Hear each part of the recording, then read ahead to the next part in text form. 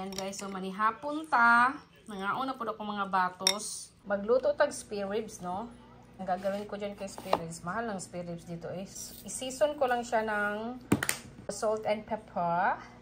And then ajinomoto. Kayo guys, kung anong mga gusto nyong panimplanin, go ahead. I-season ko lang yan siya ng ganyan bago ko siya lutuin. Halos naman siguro ganun lang naman siguro gagawin kasi basic lang naman yan. Tapos lamutakin para manuot ba yung ano sa ano. Ganyanin, oh. Naghugas ako ng kamay, ha. Malinis yan. Lagi nga malinis ang kamay. Kaya alam nyo na, lagi man nakahawak yan kung ano-ano. Lalo na pag may bata, di ba? So, ayan. Ito yung gagamitin ko. Walang pangalan to, ha. Itong recipe na to. Akin lang to. Bahala kayo. Luya. Maraming sibuyas. Marami yan. Makakapal yan, eh. Yung puti ang piliin nyo kasi manamis-tamis. Kamaris. Tapos ito yung gulay ko. Ganito lang yung pagkahiwa ng gulay ko kasi meron pa akong mga baby. At sal sa Bisaya yan, ewan ko sa Tagalog. Kahit anong mushroom, bahala kayo. Luto na tayo. Sus, nakalimut talaga ako guys. Gabi din pala. Ito yung gabi na to ay frozen. Tingnan mo, tumutunog.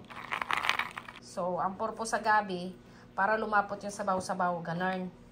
Dito ko pala siya lulutuin sa aking Cooking Pro. Pili muna tayo ng recipe, ha. So, ang pinipili kong recipe is number 17. Ganun. Tapos, iuna natin, of course. Ayan, nakauna lang. Ganyan lang, panggisa lang talaga siya. So, antayin natin siyang mainit, no? Kahit hindi na mainit, kasi hindi na ako makapag-antay. Ako nang isa-isa pa, diretso na. Ano sila mag-aaway dyan. O, ayan. Ilagay ko na lahat, di ba? Maluluto din yan. Maluluto ka rin. Mainit na nga, oh, mainit na nga siya.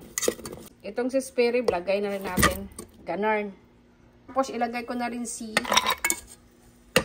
gabi. Gabi tayo ang lagay ni Manoy. Ganarn. Naririnig nyo? Mainit na siya, kaya ayaw ko siyang hawakan. Lagyan ko siya ng konting toyo. Mga 2 tablespoon yun. Tapos, ajinomoto. Hindi na ako maglalagay ng pepper kasi may luya. Tapos, yung spare ribs kanina ay na-season ko na yan ng salt and pepper. Eh, luya plus pepper, baka hindi na kakain yung toddler ko kasi manghang na. Ayan. Ganon. Iigib naman tayo ulit ng hot water dito sa aking igiban. Ibuhos natin siya. Pagkatapos, hindi pa yan tapos. Takpan. Takpan natin si Cooking Plong-Plong. Ayan na. Hayaan ko siya nang magluluto kasi stress, nakaka-stress magluto. Charot. Tinanggal ko na yung gabi, tapos gamitan ko ng ganyan. Kasi gusto ko siyang durog. Oh, aray ko, ang init. Grabe. Ilagay natin ang ating gulaying. Ilagay ang gulay.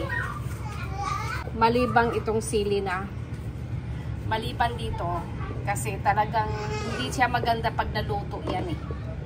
Kaya wag natin isali yan. Mamaya na yan pag maghain na tayo. Tapos, kayo nang bahala magdagdag ng timpla. Hindi po yan nilaga. So, maglagay ako ng konting asin.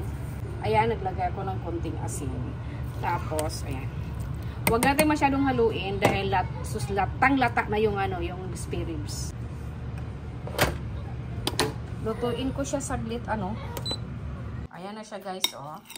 Ayan na siya, mga mamay. So, yung wala kang makita kasi malapot-lapot na yung sabaw dahil dinurog ko nga yung gabi. Tapos yung green na yan, ngayon ko lang nilagay dyan. Sobrang lambot na ng spare ribs. Ganon. So, kain tayo.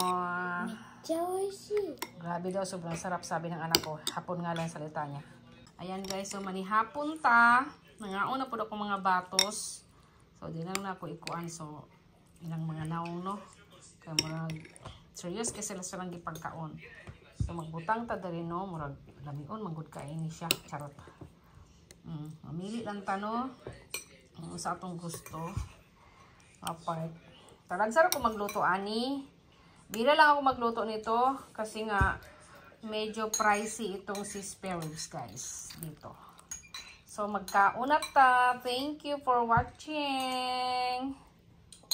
Kaon na!